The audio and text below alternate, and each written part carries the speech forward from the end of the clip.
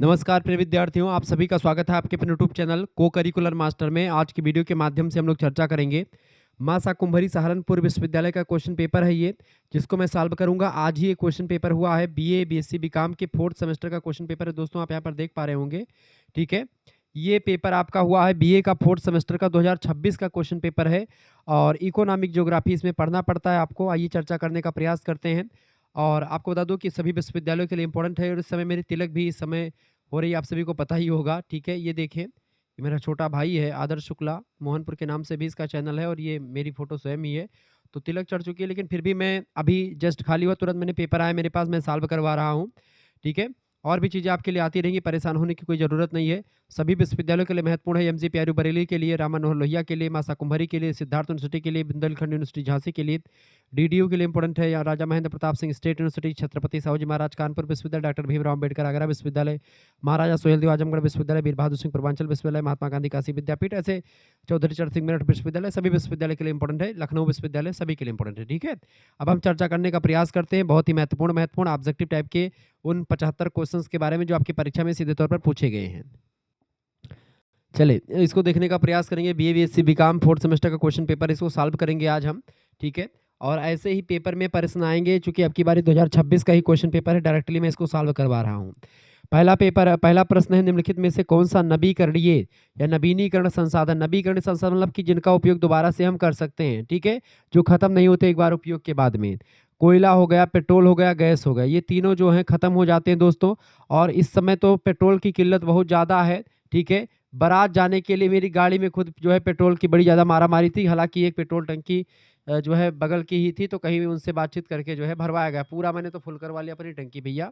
ठीक है, मिल ही नहीं रहा था।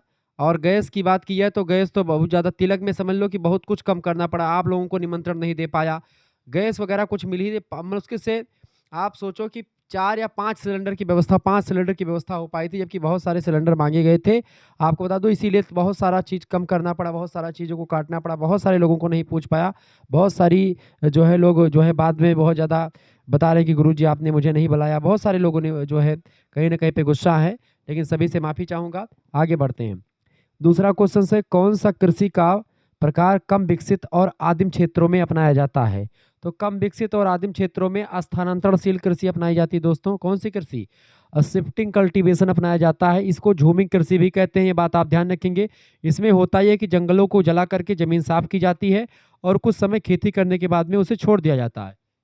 आज कई जनजातियां और कई आदिम क्षेत्रों में ऐसी ही कृषि करी जाती है। इसको काटो और जलाओ कृषि भी कहते हैं। ठीक है, अलग अलग स्थानों पर इसको अलग अलग नामों से जानते हैं। तीसरा क्वेश्चन है, निम्नलिखित में से कौन से कारक उद्योग की अवस्थिति को प्रभावित करते हैं? फटाफट से आप बताने का प्रयास करेंगे। उद्योग की अवस्थिति को कौन से कारक जो है प्रभावित करते हैं दोस्तों? तो भौगोलिक, आर्थिक और राजनीतिक, के तीनों कारक जो होते हैं प्रभावित करते हैं। भौगोलिक कारक मतलब होता है जैसे कच्चा माल मिलेगा कहाँ मिलेगा, कहाँ नहीं मिलेगा। आर्थिक कारक में जैसे पूंजी है, पूंजी बाजार आपके पास है। तो राजनीतिक कारक का मतलब हो गया सरकारी नीतियाँ। ये तीनों महत्वपूर्ण कारक की भूमिका निभाते हैं, बात ध्यान रखेंगे। उपरोक्त तो सभी करेक्ट आंसर होगा। चौथा नंबर प्रश्न आपका आ चुका है, भिलाई लौह इस्पात संयंत्र कौन से राज्य में स्थापित है? चौथा नंबर प्रश्न, भिलाई लौह इस्पात संयंत्र जो है दोस्तों, ये छत्तीसगढ़ राज्य में स्थापित है। ऑप्शन नंबर इसका ए करेक्ट आंसर होगा, छत्तीसगढ़ में। ठीक है, अगला क्वेश्चन, पांचवा नंबर प्रश्न आपका आ चुका है। प्रश्न, जूट उद्योग भारत के कौन से राज्य में सर्वाधिक है? पांचवा नंबर, जूट उद्योग जो है भारत में आप देखेंगे तो पश्चिम बंगाल में अधिक आपको मिलेगा। ऑप्शन नंबर इसका सी करेक्ट आंसर हो जाएगा। जूट को गोल्डन फाइबर भी कहा जाता है। गंगा ब्रह्मपुत्र डेल्टा की जो उपजाऊ मिट्टी होती है, वहीं पर आप देखेंगे अधिकांश जो भारत का जूट उत्पादन होता है वही होता है हुगली नदी के किनारे। ठीक है, आगे देखते हैं अगला क्वेश्चन, छठा नंबर प्रश्न है दोस्तों। प्रश्न है, सबसे व्यस्ततम व्यापारिक समुद्री मार्ग, सबसे व्यस्ततम व्यापारिक समुद्री मार्ग है उत्तरी अटलांटिक मार्ग। ऑप्शन नंबर इसका बी करेक्ट आंसर हो जाएगा। ठीक है, दुनिया के सबसे विकसित समुद्री व्यापार में से एक माना जाता है ये। सातवां नंबर क्वेश्चन है, स्थानांतरित कृषि को जाना जाता है, स्थानांतरितशील कृषि को झूमिंग कृषि के नाम से जानते हैं दोस्तों। कौन सी कृषि? झूम कृषि। जैसे मैंने आपको पहले भी बताया है। ठीक है, ट्रक फार्मिंग जो होती है, सब्जियों को जैसे ट्रक में लाद करके दूसरे स्थान पर ले जाकर के बेचना, ट्रक फार्मिंग कहलाता है। ठीक है, तो पूर्वोत्तर इलाकों में झूम कृषि कहा जाता है स्थानांतरितशील कृषि को, जिसमें क्या होता है, जंगल को काटा जाता है, फिर उसमें आग लगाई जाती है, उसको साफ किया जाता है, फिर खेती करी जाती है, और जब तक मिट्टी की उर्वरक क्षमता रहती है तब तक खेती होती है, नहीं तो उसके बाद में फिर खेती खत्म कर दी जाती है वहाँ पर, फिर अलग स्थान को ढूंढते हैं लोग, वहाँ पर जाते हैं। लौह इस्पात कारखाना का कौन सा केंद्र चीन में स्थापित नहीं है? 8वां नंबर प्रश्न। लौह इस्पात कारखाना का कौन सा केंद्र चीन में स्थापित नहीं दोस्तों? तो कोबे नहीं स्थापित है, बाकी सब स्थापित है। ऑप्शन नंबर इसका बी करेक्ट आंसर। कोबे शहर और उसका इस्पात केंद्र जापान में स्थित है, ना कि चीन में। ठीक है, ये बात आप ध्यान रखेंगे। पुडोंग, संघाई और कुनिंग जो है चीन के प्रमुख शहर हैं, जबकि कोबे जो है दोस्तों ये जापान में स्थित है। और यहीं पर लौह इस्पात कारखाना कौन सा चीन मतलब केंद्र चीन में स्थापित नहीं, तो कोबे चीन में नहीं, बाकी सब चीन में ही है। 9 नंबर प्रश्न आपकी स्क्रीन पर आ चुका है। कोयला उत्पत्ति की प्रथम अवस्था। कोयला उत्पत्ति की प्रथम अवस्था होती है पीट। ऑप्शन नंबर इसका डी करेक्ट आंसर हो जाएगा।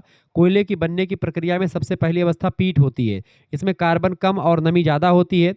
इसमें इसके बाद लिग्नाइट और बिटुमिनस, और अंत में सबसे शुद्ध जो कोयले की प्रजाति होती है वो होती है एंथ्रासाइट। एंथ्रासाइट सबसे नंबर 1 पर होती है, बात ध्यान रखेंगे। पीट सबसे जो है कोयला उत्पत्ति की प्रथम अवस्था जो होती है वो पीट होती है। पीट के बाद में फिर वो बनता है लिग्नाइट, फिर बिटुमिनस, फिर सबसे शुद्ध एंथ्रासाइट जाकर के बनता है। 10 नंबर क्वेश्चन है, यूरोप के उत्तरी पश्चिमी तट का कौन सा प्रमुख मत्स्य संग्रहण क्षेत्र है? मत्स्य संग्रहण क्षेत्र उत्तरी पश्चिमी तट का वो है डॉगर बैंक। ठीक है, डॉगर बैंक ऑप्शन नंबर इसका बी करेक्ट आंसर हो जाएगा। उत्तरी सागर में स्थित एक उथला क्षेत्र है जो मछली पकड़ने के लिए पूरी दुनिया में प्रसिद्ध है। और मछली जहां पर ज्यादा होती है उसी को बैंक के नाम से Dogger bank, Grand bank, George bank, Sable bank ऐसे तमाम नामों से जानते हैं। विश्व का बृहत्तम दुग्ध उत्पादक देश यानी दूध सबसे अधिक कहाँ पर होता है? तो अपने भारत में ही होता है। ऑप्शन नंबर इसका बी करेक्ट आंसर हो जाएगा। ठीक है, भारत में श्वेत क्रांति के कारण से डेयरी क्षेत्र में भारी वृद्धि हुई, इसकी वजह से भारत में दूध उत्पादन नंबर 1 पर पहुंच गया। 12 नंबर क्वेश्चन है, सागर तटीय निवासियों का मुख्य व्यवसाय क्या है दोस्तों? तो सागर तटीय जो है निवासियों का मुख्य व्यवसाय है मत्स्य पालन। ऑप्शन नंबर इसका डी करेक्ट आंसर हो जाएगा। जो समुद्र के किनारे लोग रहेंगे क्या करेंगे? मछली ही पालेंगे, मछली पालन, मछली को बेचेंगे, उसी को खाएंगे, सब कुछ वही। ठीक है, उनका प्राथमिक कार्य ही होता है। जैसे हम लोग खेती करते हैं, हमारा प्राथमिक कार्य, ऐसे जो मछली समुद्र तट के किनारे होते हैं मछली पकड़ते हैं। कोयला कौन सी चट्टानों में मिलता है दोस्तों? तो कोयला जो होता है ये अवसादी सेडिमेंट्री रॉक्स में मिलता है। बी ऑप्शन करेक्ट आंसर हो जाएगा, अवसादी चट्टानों में मिलता है। ठीक है, ये बात आप ध्यान रखेंगे। अगला क्वेश्चन आपका आ चुका है। 14 नंबर प्रश्न आपसे पूछा गया था, ब्राजील में कहवा के बाग को किस नाम से जाना जाता है? तो ब्राजील में कहवा यानी कॉफी के बाग को हम लोग जो है फेजेंडा के नाम से जानते हैं। ऑप्शन नंबर इसका सी करेक्ट आंसर हो जाएगा। अगला 15 नंबर क्वेश्चन आपका आ चुका दोस्तों, फटाफट से आप देखेंगे। प्रश्न है, मानचेस्टर किस उद्योग के लिए प्रसिद्ध है? तो मानचेस्टर सूती वस्त्र उद्योग के लिए प्रसिद्ध है। ऑप्शन नंबर इसका ए करेक्ट आंसर हो जाएगा। इंग्लैंड का मानचेस्टर शहर जो है सूती वस्त्र उद्योग के लिए दुनिया में प्रसिद्ध है। इसीलिए अलग अलग देशों में मानचेस्टर से तुलना करके बताइए। जैसे भारत में या भारत का मानचेस्टर अहमदाबाद को कहते हैं, उत्तर भारत का मानचेस्टर कानपुर को कहा जाता है। ये सब चीजें ध्यान रखेंगे। ठीक है, 16 नंबर क्वेश्चन आपका आ चुका है। कृषि अवस्थिति सिद्धांत वान थ्योनेन ने किस वर्ष प्रतिपादित किया था? 16 नंबर फटाफट से आप बताएंगे। कृषि अवस्थिति सिद्धांत वान थ्योनेन ने किस वर्ष प्रतिपादित किया था? 1826 में प्रतिपादित किया था। ऑप्शन नंबर इसका बी करेक्ट आंसर हो जाएगा। ठीक है, जोहान हेनरिक वान थ्योनेन एक जर्मन अर्थशास्त्री हुआ करते थे। उन्होंने अपनी पुस्तक द आइसोलेटेड स्टेट ये पुस्तक लिखी 1826 में। उसी पुस्तक के दौरान उन्होंने कृषि अवस्थिति के सिद्धांत को विस्तार से बताया था। अगला 17 नंबर क्वेश्चन से, झरिया कोयला क्षेत्र कौन से राज्य में अवस्थित है? झरिया कोयला क्षेत्र दुनिया का नहीं बल्कि भारत का सबसे बड़ा और सबसे पुराना कोयला भंडारों में से एक माना जाता है। झारखंड के धनबाद जिले में स्थित है और अपनी उच्च क्वालिटी गुणवत्ता उत्पादन यानी कोयला उत्पादन के लिए जाना जाता है, कोकिंग कोल के लिए खास करके। झारखंड में है झरिया कोयला क्षेत्र। ऑप्शन नंबर इसका सी करेक्ट आंसर होगा। 18 नंबर क्वेश्चन आपका आ चुका है, प्राकृतिक संसाधन अर्थव्यवस्था के कौन से क्षेत्र से संबंधित है? 18 नंबर, प्राकृतिक संसाधन अर्थव्यवस्था के कौन से क्षेत्र से रिलेटेड है दोस्तों? तो प्राथमिक क्षेत्र से। ऑप्शन नंबर इसका सी करेक्ट आंसर हो जाएगा। अगला 19 नंबर क्वेश्चन आपका आ चुका है दोस्तों। प्रश्न है, विश्व में कच्चे तेल का सबसे बड़ा उत्पादक कौन सा देश है? 19 नंबर, कच्चे तेल का सबसे बड़ा उत्पादक देश इनमें से कौन सा है? तो यूएसए है। ऑप्शन नंबर इसका बी करेक्ट आंसर होगा। यूएसए जो है हाल ही के वर्षों में नई टेक्नोलॉजी की वजह से दुनिया का शीर्ष तेल उत्पादक देश बन गया है। कौन? अमेरिका, जिसने सऊदी अरब और रूस को पीछे छोड़ दिया है। क्लियर, आगे देखते हैं अगला क्वेश्चन आपके स्क्रीन पर आ चुका है। निम्नलिखित में से कौन सा अत्यधिक खनिज है? आधात्विक खनिज है। आधात्विक खनिज इनमें से कौन सा दोस्तों? तो कोयला आधात्विक खनिज है। कोयला कोई धातु नहीं है दोस्तों, जबकि लोहा, मैग्नीज और कोबाल्ट ये तीनों धातु में आते हैं। ये बात आप ध्यान रखें। कोयला जो होता है ये एक प्रकार से आधात्विक खनिज है। ठीक है, ये धातु नहीं होते। लोहा, मैग्नीज और कोबाल्ट धातुएं हैं, जबकि कोयला एक ईंधन होता है, खनिज ईंधन होता है। ठीक है, 21 नंबर क्वेश्चन आपका चुका है। पिलबरा लोहा की खान कौन से देश में स्थित है? पिलबरा लोहे की खान जो है ऑस्ट्रेलिया में स्थित है। ऑप्शन नंबर इसका डी करेक्ट आंसर हो जाएगा। दोस्तों समय बहुत कम है मेरे पास, ठीक है। फिर भी आप देखिए शादी का माहौल है, सारे रिश्तेदार घर पे रुके हुए हैं, लेकिन फिर भी मैं आप देखिए आपके लिए क्लास में ले पा रहा हूँ। आप खुद सोचो कि शुक्ला सर अपनी शादी को छोड़ करके आपके लिए क्लास ले रहे हैं। मेरी जो है आप खुद ही जो है सोच सकते हैं कि किस तरीके से कितनी मेहनत लगती होगी और किस तरीके से व्यक्ति अपने रिश्तेदारों को अपने सब कुछ छोड़ करके आपके लिए आया हुआ है। तो प्लीज़ चैनल को शुक्ला स्टडी पॉइंट पर 1 मिलियन शादी का गिफ्ट आप लोग 1 मिलियन पहुंचा दीजिए कि 1 मिलियन शुक्ला स्टडी पॉइंट पर सब्सक्राइबर हो जाएं और को करिकुलर मास्टर जिस चैनल पर आप ये वीडियो देख रहे हैं इसको अधिक से अधिक मात्रा में सब्सक्राइब करके 1 लाख पहुंचाइए ताकि सिल्वर प्ले बटन एक और आ जाए आपकी भाई, ठीक है। अगला 22 नंबर, निम्नलिखित में से कौन सा कोयला का प्रकार है इनमें से? देखिए इंथ्रासाइट, बिटुमिनस, लिग्नाइट, ये तीनों कोयला का ही प्रकार है। ऑप्शन नंबर इसका करेक्ट आंसर क्या हो जाएगा? डी ऑप्शन, उपरोक्त सभी करेक्ट आंसर हो जाएगा। 23 नंबर क्वेश्चन है, एचबीजे पाइपलाइन कौन से देश में है बताएंगे? एचबीजे पाइपलाइन जो है भारत देश में है। ऑप्शन नंबर इसका डी करेक्ट आंसर हो जाएगा।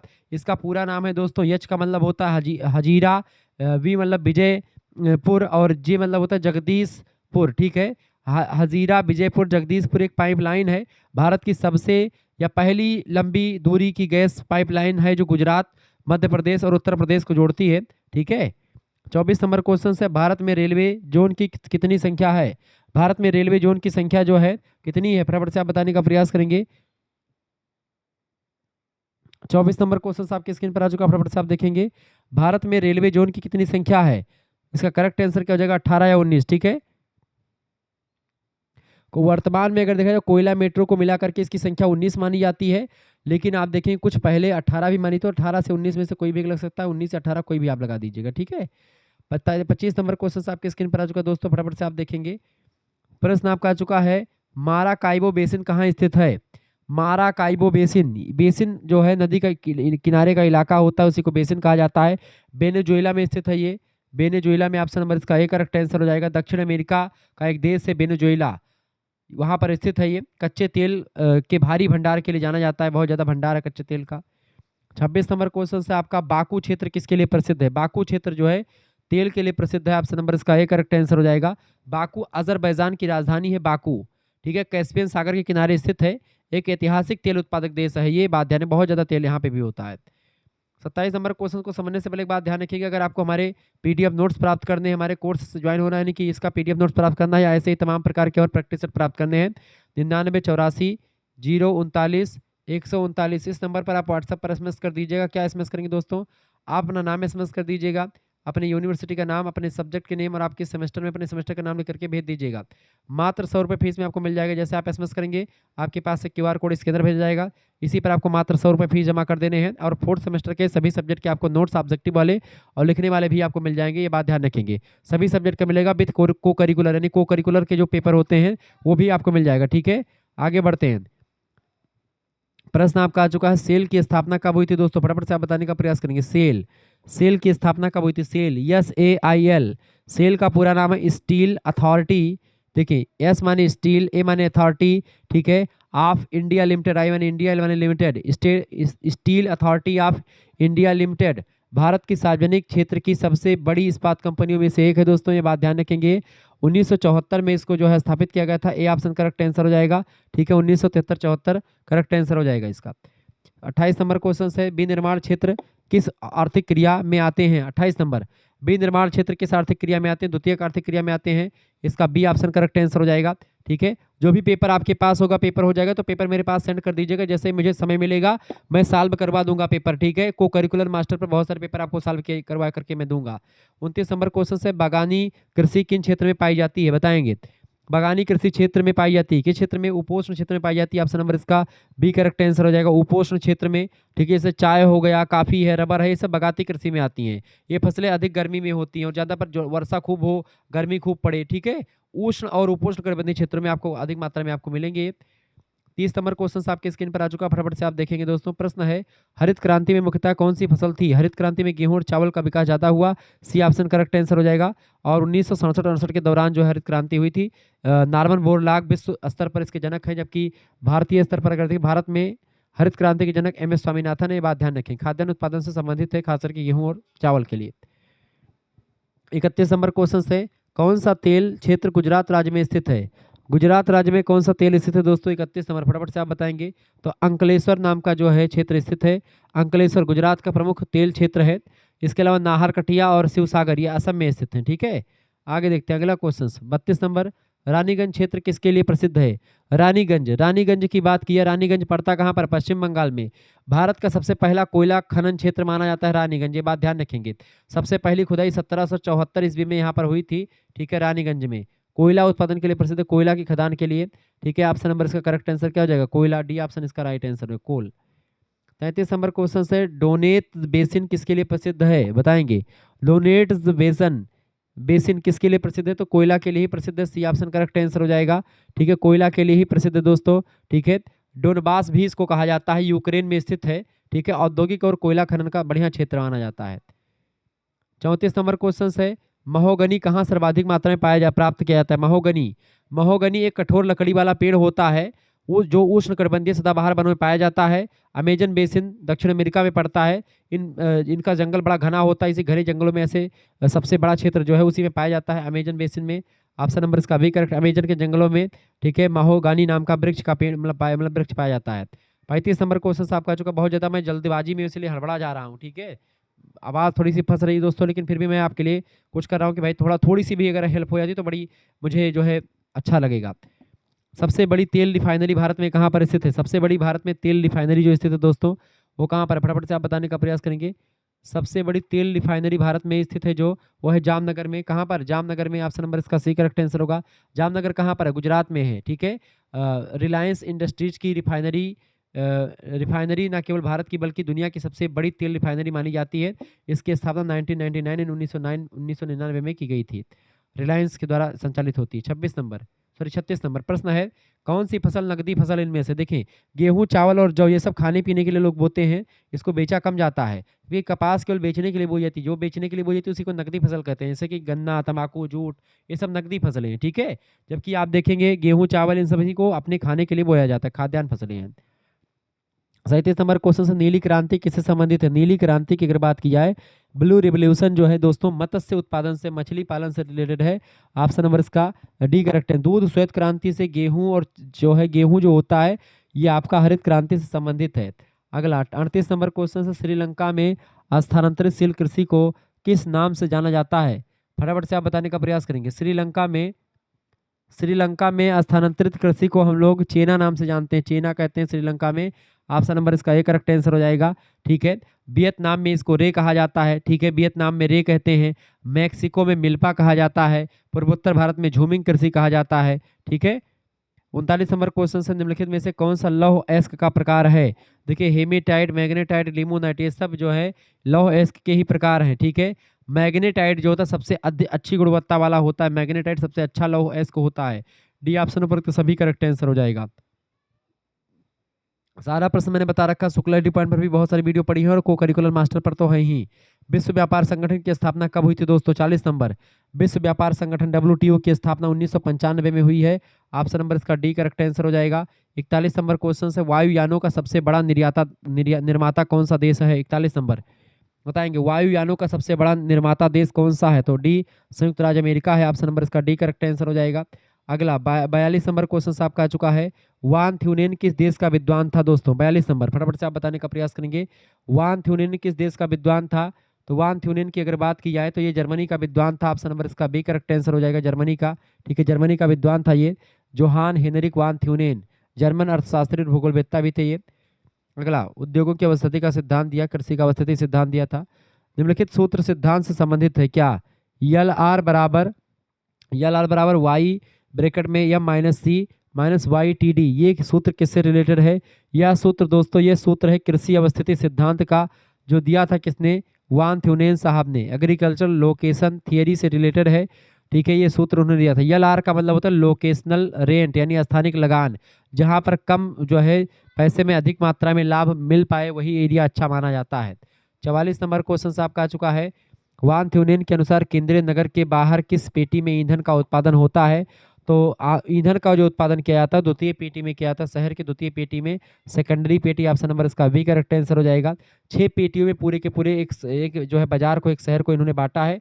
दूसरी पेटी को वन क्षेत्र के लिए रखा था, क्योंकि उसमें लकड़ी जो है ईंधन के रूप में मिल जाती है, निर्माण का मुख्य साधन भी है लकड़ी, ठीक है। तो इसीलिए उसको दूर नहीं भेजा गया, बाजार के बगल में ही लकड़ी वाला सिस्टम रहे। 45 नंबर क्वेश्चन है, कौन सा राज्य चावल उत्पादन में प्रथम स्थान पर है? 45 नंबर, चावल उत्पादन में प्रथम स्थान पर है कौन? पश्चिम बंगाल। ऑप्शन नंबर इसका सी करेक्ट आंसर हो जाएगा, ठीक है। नेक्स्ट क्वेश्चन 46 नंबर प्रश्न आपके स्क्रीन पर आ चुका है, संसाधन होते नहीं बनते हैं कथन किस विद्वान का है? 46 नंबर, संसाधन होते नहीं बल्कि बनते हैं, यह कथन किस विद्वान का है? कथन प्रोफेसर जिम्मरमैन का है।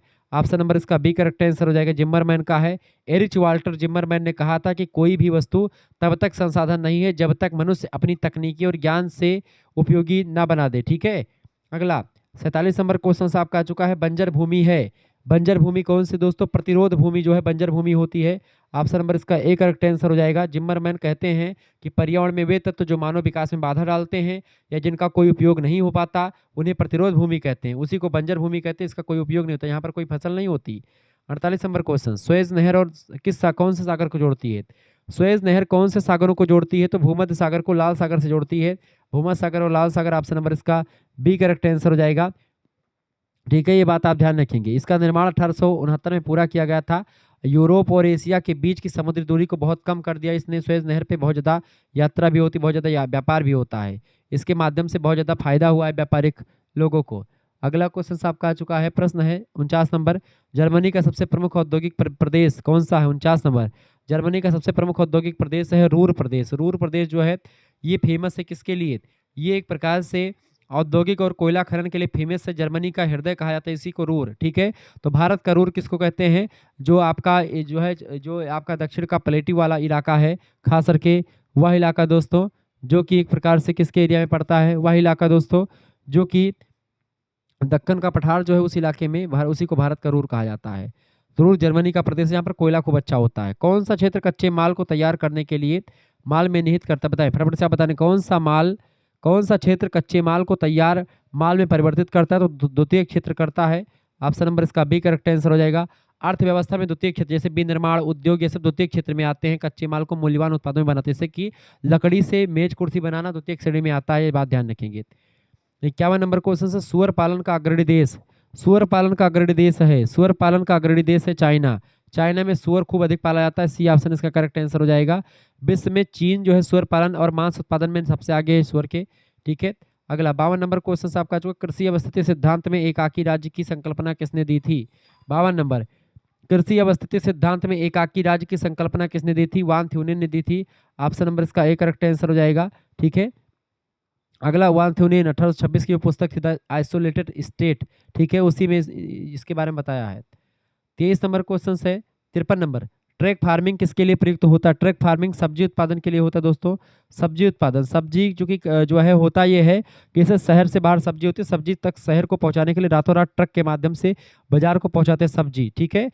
इसीलिए इसको ट्रक फार्मिंग कहते हैं, ठीक है। आगे बढ़ते हैं और भी चीज़ों को जानने का प्रयास करते हैं। अगला क्वेश्चन 54 नंबर प्रश्न है, कौन सा संगठन विश्व स्तर पर मुक्त व्यापार को प्रोत्साहित करता है? 54 नंबर, फटाफट से आप बताएंगे कौन सा संगठन विश्व स्तर पर मुक्त व्यापार को प्रोत्साहित करता है? तो WTO यानी वर्ल्ड ट्रेड ऑर्गेनाइजेशन करता है, बी ऑप्शन करेक्ट आंसर हो जाएगा। वर्ल्ड ट्रेड ऑर्गेनाइजेशन, इसकी स्थापना 1 जनवरी 1995 को हुई थी। इसका मुख्यालय दोस्तों स्विट्जरलैंड में है, जिनेवा शहर पड़ता है वहीं पर है, जिनेवा स्विट्जरलैंड में, ठीक है। 55 नंबर क्वेश्चन से, कौन सा क्षेत्र भूमंडलीकरण में सर्वाधिक प्रभावित हुआ है? बताएं कौन सा क्षेत्र भूमंडलीकरण यानी ग्लोबलाइजेशन से प्रभावित हुआ है? उद्योग और सेवा क्षेत्र दोनों प्रभावित हुए हैं, ठीक है। उद्योग और सेवा, सी ऑप्शन में होगा या फिर बी होगा? उद्योग और सेवा दोनों क्षेत्र जो है, सर्विस और इंडस्ट्री दोनों फेमस हुई हैं, तो इसका बी और सी में से कोई एक हो सकता है। अगला 56 नंबर क्वेश्चन है, कौन सा देश आसियान देश का सदस्य देश नहीं है? आसियान, आसियान में सिंगापुर, इंडोनेशिया, मलेशिया। देखिए आसियान का सदस्य देश इनमें से कौन सा है? तीनों देश आसियान के ही देश हैं। ऑप्शन नंबर इसका डी करेक्ट आंसर हो जाएगा। आसियान का फुल फॉर्म दोस्तों होता है क्या? इसका फुल फॉर्म होता है association of south east Asian Nations, यानी दक्षिणी पूर्वी एशियाई देशों का संगठन। सिंगापुर, इंडोनेशिया, मलेशिया तीनों इसके संस्थापक देश हैं। इसकी स्थापना कब हुई थी? 1967 में हुई थी, ये बात ध्यान रखेंगे, ठीक है। अगला क्वेश्चन आप देखेंगे 57 नंबर प्रश्न आपके स्क्रीन पर आ चुका है, फटाफट से आप देखेंगे। प्रश्न है, चीनी उद्योग कौन से कच्चे माल पर आधारित है? 57 नंबर, चीनी उद्योग कौन से कच्चे माल पर आधारित है दोस्तों? तो कृषि पर आधारित है। ऑप्शन नंबर इसका सी करेक्ट आंसर हो जाएगा, कृषि एग्रीकल्चर पर। अगला 58 नंबर क्वेश्चन से आपका आ चुका, कौन सा देश विश्व भर में चीनी का सबसे बड़ा उत्पादक देश है? 58 नंबर, कौन सा देश विश्व में चीनी का सबसे कौन सा उत्पादक देश है? तो ब्राजील है। ऑप्शन नंबर इसका ए करेक्ट आंसर हो जाएगा। 59 नंबर क्वेश्चन से, भारत का मैनचेस्टर किसे कहा जाता है? भारत का मैनचेस्टर अहमदाबाद को कहते हैं। ऑप्शन नंबर इसका बी करेक्ट आंसर हो जाएगा। उत्तर भारत का मैनचेस्टर कानपुर को कहा जाता है। ये बात आप, सूती वस्त्र उद्योग के लिए फेमस है इसलिए। 60 नंबर क्वेश्चन से, भारत में सूती वस्त्र कारखाना की स्थापना कहाँ पर हुई थी? बताएंगे। सूती वस्त्र कारखाना जो स्थापना हुई थी, मुंबई सफल कारखाना, ठीक है, या फिर अहम जो है फोर्ट ग्वालियर कोलकाता, प्रथम प्रयास किया गया था कोलकाता में। हालांकि इसका करेक्ट आंसर जो लग जाएगा मुंबई, मुंबई इसका करेक्ट आंसर लग जाएगा, मुंबई इसका राइट आंसर लगा दीजिएगा। ठीक है, अगला क्वेश्चन, भारत का पहला सूती वस्त्र कारखाना 1818 में कोलकाता के पास फोर्ट ग्लास्टर में लगा था, लेकिन वह विफल रहा। पहली सफल आधुनिक सूती मिल 1854 में मुंबई में कावासजी डाबर के द्वारा स्थापित की गई थी। ठीक है, तो मुंबई इसका करेक्ट आंसर हो जाएगा, ए ऑप्शन। अगला क्वेश्चन आपका आ चुका है 61 नंबर क्वेश्चन से, सुपीरियर झील कहाँ पर स्थित है? सुपीरियर झील दोस्तों यूएसए, यानी यूएसए और कनाडा की सीमा पर स्थित है। यूएसए लगा दीजिएगा, 1 मिनट, यूएसए। ऑप्शन नंबर इसका डी करेक्ट आंसर हो जाएगा। सुपीरियर झील उत्तरी अमेरिका में स्थित है और ताजे पानी की दुनिया की सबसे बड़ी झील है ये। 62 नंबर क्वेश्चन से, किस नहर द्वारा अटलांटिक और प्रशांत महासागर जुड़े हुए हैं? अटलांटिक और प्रशांत महासागर पनामा नहर से जुड़े हुए हैं। पनामा देश में ही स्थित है पनामा नहर। अटलांटिक महासागर को प्रशांत महासागर से जोड़ती है। 1914 में शुरू हुई थी, बात ध्यान रखेंगे दोस्तों। तो 62 नंबर का करेक्ट आंसर क्या हो जाएगा? बी ऑप्शन इसका राइट आंसर को, Panama is right answer. 63 number question आपका चुका, डाउन्स घास के मैदान कौन से देश में पाए जाते हैं? डाउन्स घास के मैदान ऑस्ट्रेलिया देश में पाए जाते हैं। ऑप्शन नंबर इसका सी करेक्ट आंसर हो जाएगा। डाउन्स ऑस्ट्रेलिया के समशीतोष्ण मैदान होते हैं, ध्यान रखेंगे। 64 नंबर क्वेश्चन आपका, सिडार किन देशों में उगता है? सिडार जो होता है दोस्तों, सिडार की अगर बात की जाए तो शीतोष्ण कटिबंध में उगता है। सी ऑप्शन इसका करेक्ट आंसर हो जाएगा। ठीक है, सिडार के वृक्ष की अगर बात की, सिडार के वृक्ष जो है मुख्य रूप से ठंडे और नम शीतोष्ण जलवायु वाले क्षेत्रों में पाए जाते हैं। अगला 65 नंबर क्वेश्चन से, कारागंडा कोयला क्षेत्र कहाँ स्थित है? बताएंगे। 65 नंबर, कारागंडा कोयला क्षेत्र जो है ये एक प्रकार से रूस में स्थित है। रूस यानी कजाकिस्तान के एरिया में। अब कजाकिस्तान अलग हो गया, ठीक है, लेकिन कजाकिस्तान में है। पूर्व सोवियत संघ में कजाकिस्तान आ जाता था, इसीलिए कजाकिस्तान करेक्ट आंसर हो जाएगा इसका। आगे देखते हैं 66 नंबर क्वेश्चन है दोस्तों, आर्थिक भूगोल में किन क्रियाओं का, आर्थिक प्रश्न है आपका। 66 नंबर क्वेश्चन आपका आ चुका, आर्थिक भूगोल में किन क्रियाओं का अध्ययन किया जाता है? तो उत्पादन, विनिमय, उपभोग, इन सभी क्रियाओं का अध्ययन करते हैं। डी ऑप्शन करेक्ट आंसर हो जाएगा। 67 नंबर क्वेश्चन से, मत्स्य क्षेत्र ग्रांड बैंक कहाँ स्थित है? ग्रांड बैंक जो है कनाडा में स्थित है। ऑप्शन नंबर इसका सी करेक्ट आंसर हो जाएगा। ग्रैंड बैंक उत्तरी अटलांटिक महासागर में कनाडा के न्यू फाउंडलैंड द्वीप के पास स्थित है। दुनिया की सबसे प्रमुख मछली पकड़ने वाले क्षेत्रों में से एक है। मछली वहीं पर पाई जाती है जहाँ पर प्लैंकटन नाम के जीव रहते हैं दोस्तों, ये बात भी ध्यान रखेंगे। 68 नंबर क्वेश्चन आपका आ चुका, यूनियन पैसिफिक रेल मार्ग कहाँ पर है? 68 नंबर, यूनियन पैसिफिक रेल मार्ग यूएसए में है। ए ऑप्शन करेक्ट आंसर होगा, यूएसए में। ठीक है, अगला क्वेश्चन आप देखेंगे 69 नंबर क्वेश्चन, जोहान्सबर्ग किसके लिए प्रसिद्ध है? जोहान्सबर्ग किसके लिए प्रसिद्ध है? सोना उत्पादन के लिए। सी ऑप्शन करेक्ट आंसर हो जाएगा, सोना। सोना उत्पादन के लिए प्रसिद्ध है ये। ठीक है, दक्षिण अफ्रीका का जोहान्सबर्ग शहर दुनिया की सबसे बड़ी सोने की खदानों के लिए प्रसिद्ध है। 70 नंबर क्वेश्चन आपका आ चुका है, प्रश्न है, विश्व का सर्वाधिक सोना कहाँ से प्राप्त होता है? तो विश्व का सर्वाधिक सोना दोस्तों कहाँ से? दक्षिण अफ्रीका से आता है। ठीक है, ऐतिहासिक रूप से, ठीक है, दक्षिण अफ्रीका से आता है। ऑप्शन नंबर इसका डी करेक्ट आंसर होगा। 71 नंबर क्वेश्चन से, कौन सी फसल रबी की फसल है? रबी की फसल कौन सी? सरसों जो है रबी की फसल है। सरसों रबी की फसल है। गेहूं रबी की फसल है। ये सब चीज़ें ध्यान रखेंगे। अक्टूबर नवंबर में बोई जाती है और इस समय अप्रैल अप्रैल में काटी जाती है। सरसों, गेहूं, चना, चना जो होती है सब आपकी रबी की फसलें हैं। अगला 72 नंबर क्वेश्चन है, जापान का मैनचेस्टर किसे कहा जाता है? जापान का मैनचेस्टर ओसाका इलाको कहते हैं। ऑप्शन नंबर इसका बी करेक्ट आंसर हो जाएगा। ठीक है, नेक्स्ट क्वेश्चन 73 नंबर प्रश्न है, गोपीनाथ बारदोली एयरपोर्ट कहाँ स्थित है? बताएंगे। गोपीनाथ बारदोली एयरपोर्ट असम में स्थित है। ऑप्शन नंबर इसका सी करेक्ट आंसर हो जाएगा। असम में स्थित है, हवाई अड्डा है, असम के गुवाहाटी में स्थित है ये। अगला 74 नंबर क्वेश्चन है, भारत का कॉटन पॉलिश कौन से शहर को कब कहा जाता है? बताएंगे। 74 नंबर, भारत का कॉटन पॉलिश कौन से शहर को कहते हैं? Cotton polish, cotton polish Mumbai को कहा जाता है दोस्तों। ऑप्शन नंबर इसका डी करेक्ट आंसर हो जाएगा। कॉटन पॉलिश किसको कहते हैं? मुंबई को भारत में सूती वस्त्र उद्योग का सबसे बड़ा केंद्र होने की वजह से कॉटन पॉलिश ऑफ इंडिया कहा जाता है। ये बात आप ध्यान रखेंगे। आपसे पूछेगा कि मैनचेस्टर तो अहमदाबाद को कहते हैं, उत्तर भारत का मैनचेस्टर कानपुर को कहते हैं। 75 नंबर क्वेश्चन से यातायात का कौन सा साधन यातायात का कौन सा साधन सबसे सस्ता है? 75 नंबर। यातायात का कौन सा साधन सबसे सस्ता है दोस्तों? तो जहाज यानी जलमार्ग सस्ती है, सी ऑप्शन इसका करेक्ट आंसर हो जाएगा। सी है, ठीक है। जो जल पानी वाला जहाज होता है सबसे सस्ता होता है, इसमें खर्चा भी कम लगता है, जो है जहाज में घर्षण भी कम लगता है, सब कुछ कम ही लगता है। तो इसका सी ऑप्शन करेक्ट आंसर होगा। इसका पूरा आंसर की भी ये मैंने दे दिया है। 75 क्वेश्चन भी पेपर में पूछे गए थे, तो ये पूरा का पूरा आंसर की भी दिया गया है। ये सब आप प्राप्त कर सकते हैं आराम से, किसी प्रकार कोई दिक्कत नहीं होगी। आपको प्राप्त कैसे करने हैं पीडीएफ नोट्स?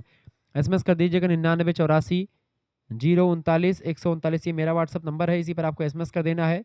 अपना नाम, अपने यूनिवर्सिटी का नाम, अपने सब्जेक्ट के नेम और किस सेमेस्टर में अपने सबको लिख करके भेज दीजिएगा। मात्र 100 रुपये फीस में आपके लिए पूरी व्यवस्था कर दी जाएगी।